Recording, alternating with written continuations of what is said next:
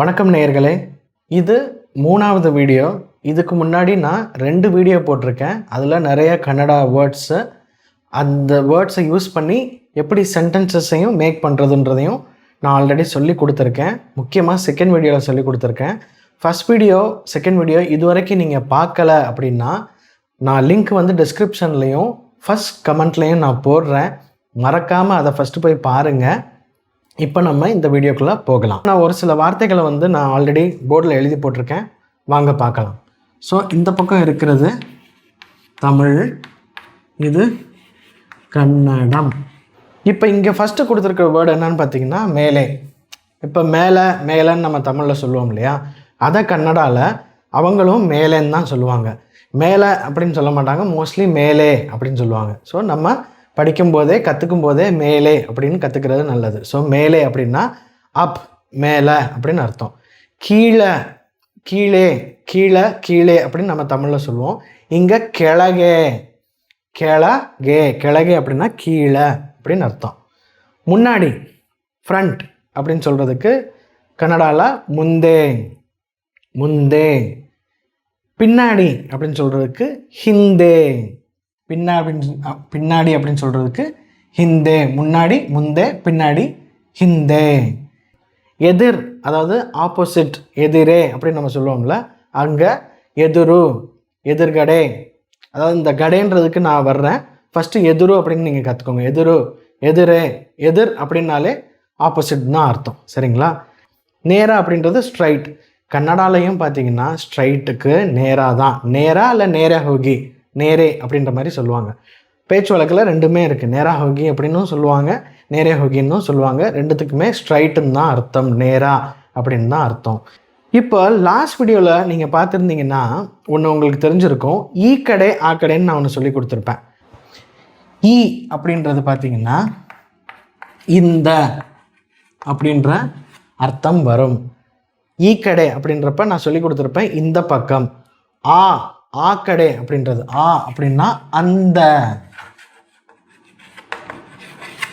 அந்த பக்கம். மேலே, கிழகே, முந்தே, ஹிந்தே, இந்த வேர்ட்ஸ் எல்லாம் நம்ம இப்போ கொஞ்ச நேரத்துக்கு முன்னாடி கற்றுக்கிட்டோம் இல்லையா? முன்பக்கம், பின்பக்கம், மேல் பக்கம் அப்படின்றத இங்கே எப்படி சொல்லலான்னு பார்த்தீங்கன்னா மேல்கடை, கிழகடை, அதாவது மேல் பக்கம் அப்படின்னு சொல்கிறதுக்கு ஈ கடை மாதிரியே இங்கே ஈ கடை ஆ கடை அப்படின்னு சொல்கிற மாதிரியே மேல் பக்கம், மேல்கடை, கீழ்ப்பக்கம்,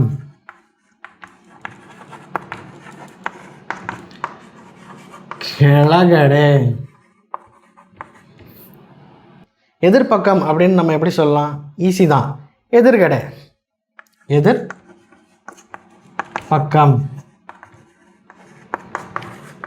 எதிர் கடை, எதிர்கடை.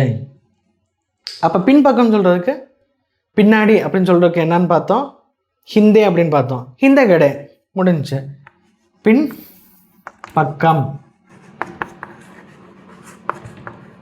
ஹிந்த கடை முடிஞ்சதா? ஸோ மேல்கடை, கிழகடை, முந்தகடை, ஹிந்தகடை. சாரி, எதிர்கடைன்னு நான் சொல்லி கொடுத்துருக்கேன். முந்தகடைன்னு சொல்லலாம். முன்பக்கம் அப்படின்னு சொல்கிறீங்க. இது எதிர்கடைன்றது எதிர்பக்கம். முந்தகடை அப்படின்னு சொன்னீங்கன்னா முன்பக்கம், முன் பக்கம், முந்தகடை.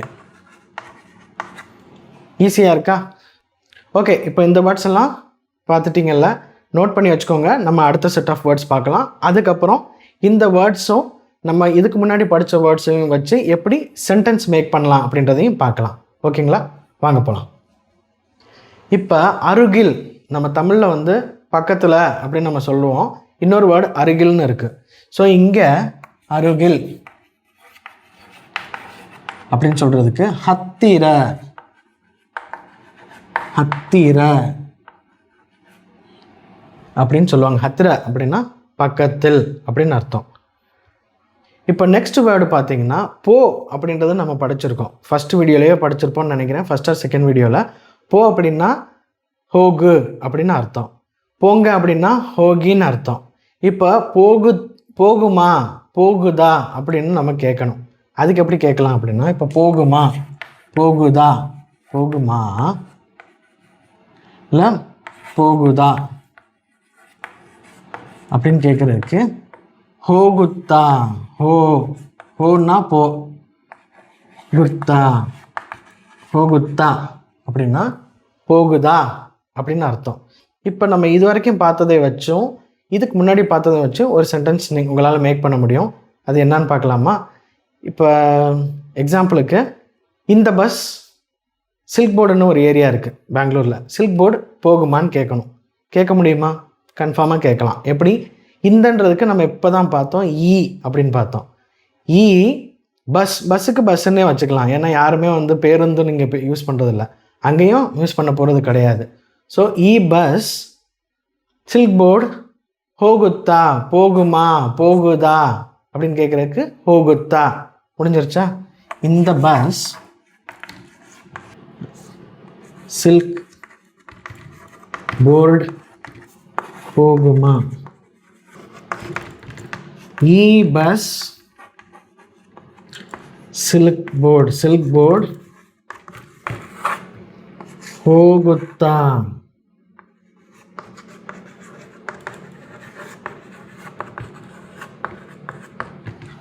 ஈஸியாக இருக்கா? இ பஸ் சில்க் போர்டு ಹೋಗುತ್ತಾ, இ பஸ் ஒயிட்ஃபீல்டு ಹೋಗುತ್ತಾ. இப்போ நீங்கள் ஒரு பஸ் ஸ்டாப்பில் இருக்கீங்க, யார்கிட்டயாவது கேட்கணும். ஏன்னா வர்ற பஸ் எல்லாமே மோஸ்ட்லி கன்னடத்தில் தான் எழுதியிருக்கும். ஒரு சில பஸ் இங்கிலீஷ்லேயும் கன்னடத்துலேயும் மாற்றி எழுதியிருப்பாங்க. ஸோ நம்ம கன்னடம் எழுத்து தெரியாதுன்றனால பக்கத்தில் இருக்கிற யார்கிட்டையோ இல்லை கண்டக்டர்கிட்டையோ வந்து நீங்கள் கேட்குற மாதிரி இருக்கும். அவங்ககிட்ட என்ன கேட்கலாம்? இ பஸ் சில்க் போர்டு ಹೋಗುತ್ತಾ. ஈ நீங்கள் யூஸ் பண்ணலனாலும் பஸ் சில்க் போர்டு ಹೋಗುತ್ತಾ அப்படின்னு கூட கேட்கலாம். ಹೋಗುತ್ತಾன்னா போகுதா, போகுமான்னு அர்த்தம். சரிங்களா? ஸோ நெக்ஸ்ட் இன்னொரு சென்டென்ஸ் பார்க்கலாம். இப்போ அருகில், ஹத்திர அப்படின்னு நம்ம பார்த்தோம். இப்போ நீங்கள் ஒரு இடத்துக்கு போயிருக்கீங்க, பக்கத்தில் பஸ் ஸ்டாப் எங்கே இருக்குன்னு நீங்கள் கேட்கணும். சரிங்களா? எப்படி கேட்கலாம்? ஹத்திர அப்படின்னா அருகில், பக்கத்தில்னு நம்ம சொல்லியாச்சு.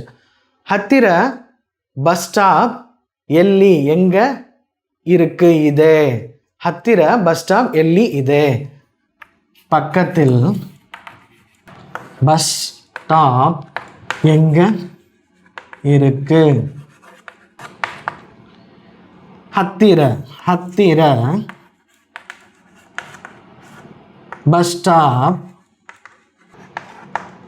ಎಲ್ಲಿ ಇದೆ. முடிஞ்சிருச்சா? இதே இது பக்கத்தில் பஸ் ஸ்டாப் இருக்கான்னு கேட்கணும். எப்படி கேட்கலாம்? ஹத்திர பஸ் ஸ்டாப் இதேயா. நம்ம லாஸ்ட் வீடியோலேயே பார்த்துருக்கோம். இதே அப்படின்னா இருக்கு, இருக்கா அப்படின்னு கேட்குறதுக்கு இதேயா அப்படின்னு சொல்லணும். ஸோ ಹತ್ತಿರ பஸ் ஸ்டாப் இதேயா அப்படின்னா இதேயா இல்லை இதேயா அப்படின்னும் நீங்கள் சொல்லலாம். ஹத்திர பஸ் ஸ்டாப் இதேயா அப்படின்னா பக்கத்தில் பஸ் ஸ்டாப் இருக்கா. இப்போ இன்னும் ஒரு சில வேர்ட்ஸ் ஃபஸ்ட்டு பார்க்கலாம். ஏறு அப்படின்னு நம்ம சொல்லணும். பஸ்ஸில் ஏறுங்கன்னு சொல்லணும். சரிங்களா? ஏறு அப்படின்னு நம்ம சொல்கிறதுக்கு இங்கே வந்து ஹத்து அப்படின்னு சொல்லுவாங்க. இப்போ உங்களுக்கு ஒரு டவுட் வரலாம். ஃபஸ்ட்டு வீடியோ பார்த்துருக்கீங்க அப்படின்னா டெஃபினெட்லி இங்கே ஒரு டவுட் வரும். ஹத்துன்னா 10ன்னு தானே சார் சொன்னீங்க, இங்கே என்ன ஏறுன்னு சொல்கிறீங்க அப்படின்னு. கரெக்டு தான். ஹத்துக்கு 10ன்னும் இருக்குது. ஹத்து அப்படின்னா கிளைம்பு, ஏறு, இன்னொரு ஒரு அர்த்தமும் இருக்குது. ஸோ இங்கே ஹத்து அப்படின்னா ஏறுன்னு அர்த்தம். அப்போ ஏறுங்க அப்படின்னு சொல்கிறதுக்கு ஹத்தி.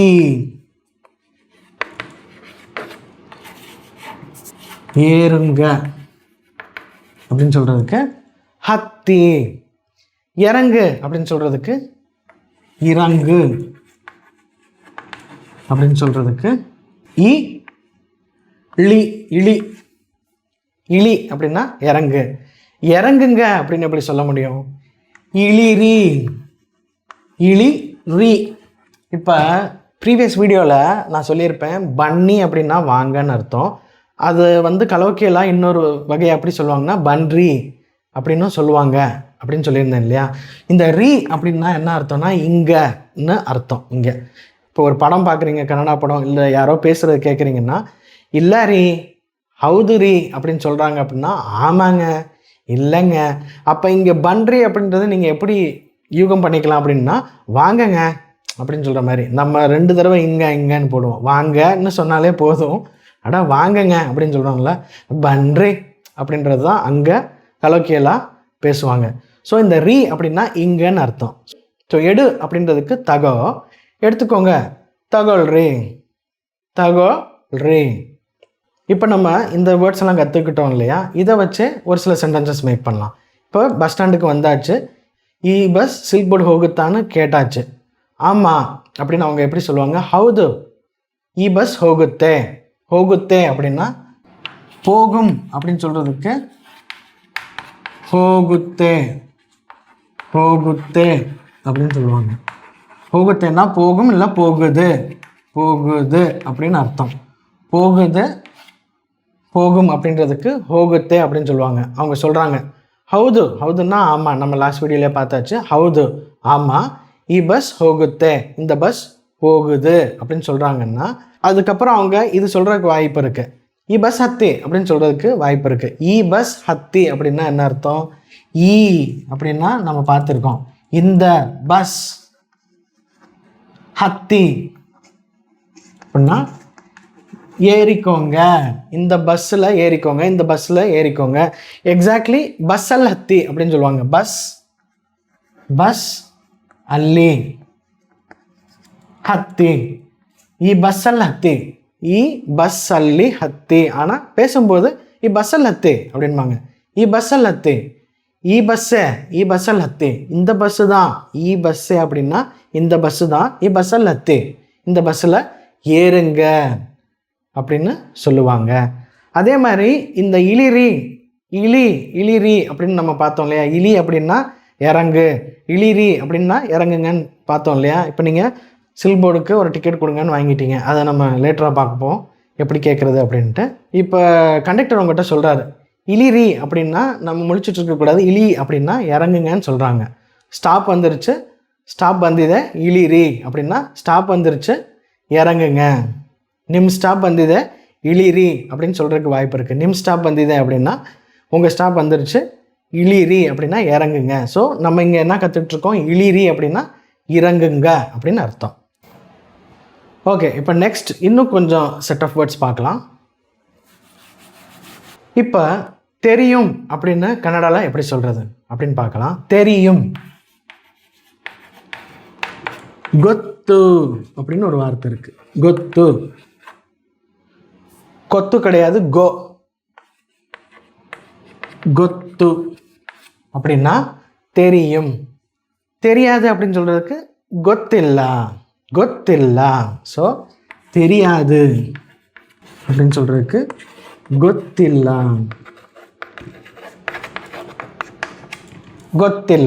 தெரியாது, தெரியும் கொத்து, தெரியாது கொத்தில்லா. இப்போ இதுக்கு முன்னாடி படித்ததை வச்சு இங்கேயும் ஒரு சில சென்டென்சஸ் மேக் பண்ணலாம். இப்போ ஃபார் எக்ஸாம்பிள், ஆமாம் எனக்கு தெரியும் அப்படின்னு நம்ம கன்னடத்தில் சொல்லணும். எப்படி சொல்லலாம்? ஆமாம் எனக்கு தெரியும் அப்படின்னு கன்னடத்தில் எப்படி சொல்லலாம்? ஆமாவுக்கு ஹவுது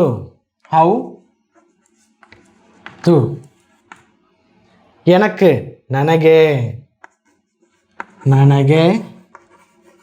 தெரியும் ಗೊತ್ತು.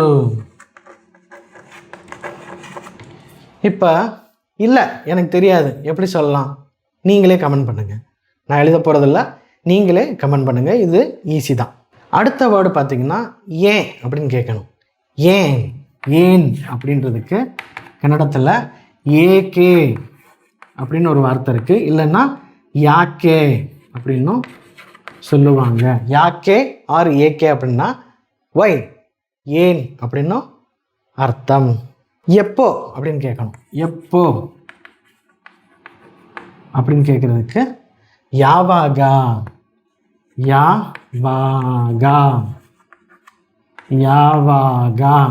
அப்படின்னா எப்போ. இப்போ அப்படின்னு சொல்றதுக்கு ஈவாகா. யாவாகா ஈவாகா.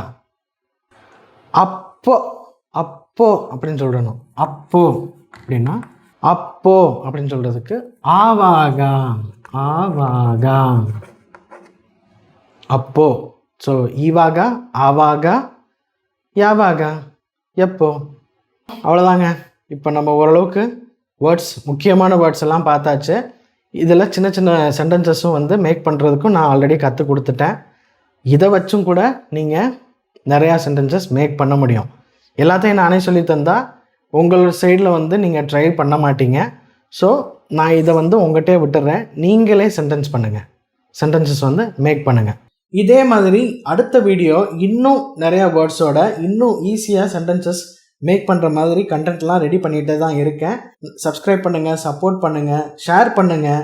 முக்கியமாக நிறையா பேர் பெங்களூரில் ஐடி ஃபீல்டில் இருக்கிறவங்களுக்கு இது டெஃபினெட்லி தேவைப்படும். நான் ஒரு 15 இயர்ஸுக்கு முன்னாடி அங்கே போகிறப்ப நான் நிறையா கஷ்டப்பட்டிருக்கேன். ஸோ அந்த கஷ்டம் வந்து வேறு யாரும் படக்கூடாதுன்றக்காண்டி தான் இந்த லாங்குவேஜ் வீடியோஸஸ்லாம் நான் அப்லோட் பண்ணவே ஆரம்பித்தேன். நிச்சயமாக உங்களுக்கு பிடிச்சிருக்குன்னு நான் நினைக்கிறேன். லைக் பண்ணுங்கள், மறக்காமல் சப்ஸ்கிரைப் அண்ட் ஷேர் பண்ணுங்கள். நன்றி, வணக்கம்.